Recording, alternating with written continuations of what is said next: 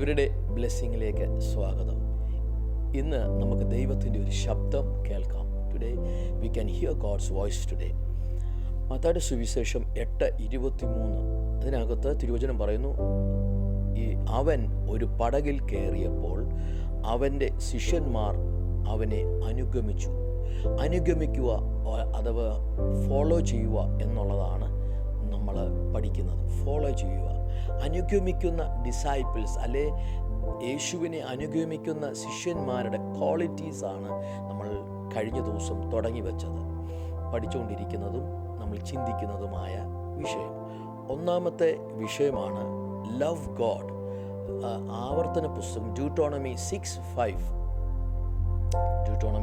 6:5 വേദപുസ്തകം പറയുന്നു, നിന്റെ ദൈവമായ യഹോവയെ പൂർണ്ണ മനസ്സോടും പൂർണ്ണ ശക്തിയോടും പൂർണ്ണ ഹൃദയത്തോടും നിന്റെ യഹോവയായ ദൈവത്തെ സ്നേഹിക്കുകയും.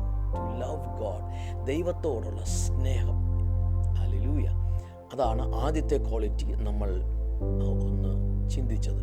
രണ്ടാമത്തെ ക്വാളിറ്റി മത്തായിയുടെ സുവിശേഷം 22:39.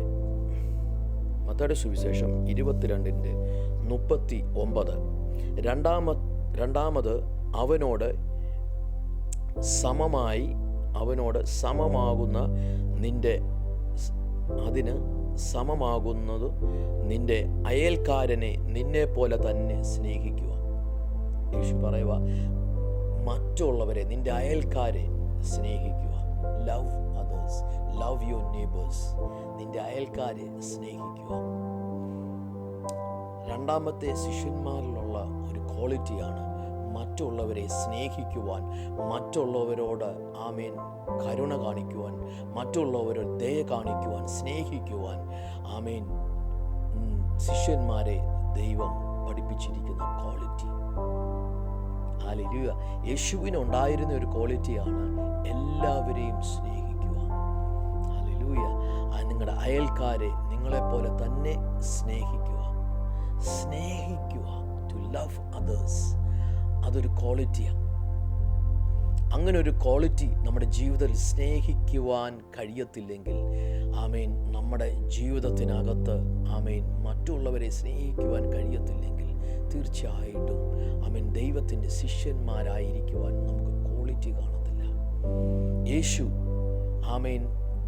ദൈവസ്നേഹം മറ്റുള്ളവരിലേക്ക് പകർന്നു, ശിഷ്യന്മാരിലേക്ക് പകർന്നു.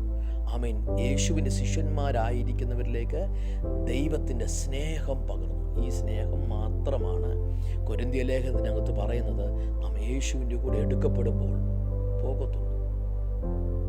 ഹല്ലേലൂയ. ആ ദൈവിക സ്നേഹമാണ് മറ്റൊരുവരിലേക്ക് നാം പകരേണ്ടത്.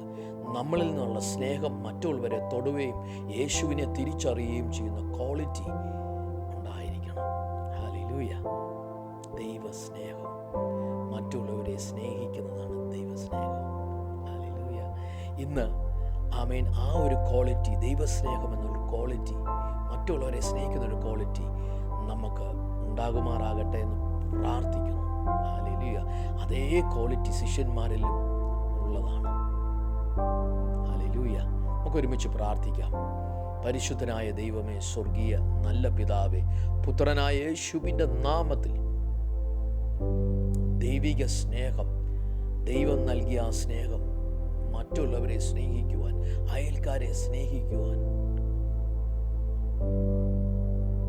ആ ക്വാളിറ്റി ഞങ്ങളിലും ഇടയാകട്ടെ എന്ന് പ്രാർത്ഥിക്കുന്നു. അപ്പാ, ഈ കേൾക്കുന്നവർ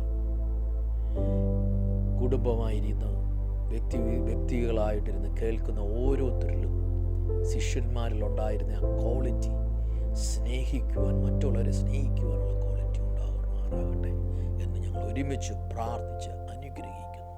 യേശുവിൻ നാമത്തിൽ തന്നെ. ആമേൻ. God bless U.